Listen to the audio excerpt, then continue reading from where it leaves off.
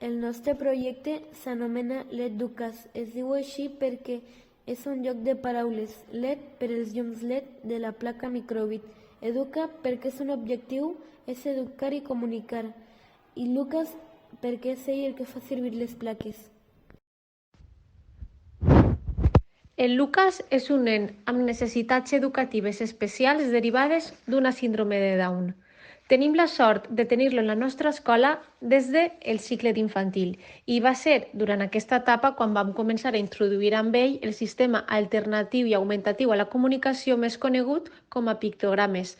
Amb aquest sistema anticipem a l'alumne les tasques que ha de realitzar, l'espai on estarà, el professional amb qui estarà a la sessió, i tot això l'ajuda al nen a entendre una mica millor el món que l'envolta.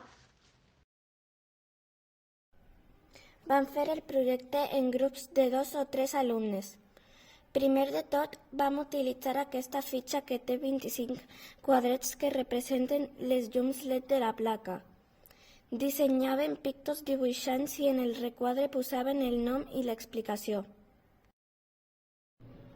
Després de dissenyar-los, vam aprendre a programar les plaques amb l'aplicació Melcodem per Microbit. Vam aprendre a programar 3 botons, el A, el B i el A més B, i a cada botó sortia un picto diferent i la paraula que representa en cadena. Quan van acabar de programar tots els pictos, els van descarregar a les plaques.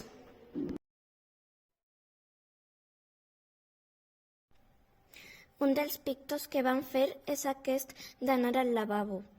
Quan el Lucas clica el botó de la placa, surt el picto i la paraula.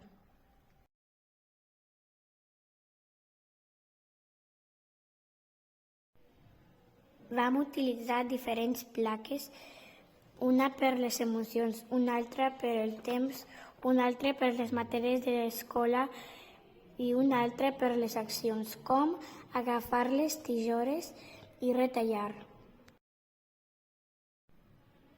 La més important és la que porta a sobre sempre el Lucas, la d'anar al lavabo, la de que ja està i la de demanar perdó.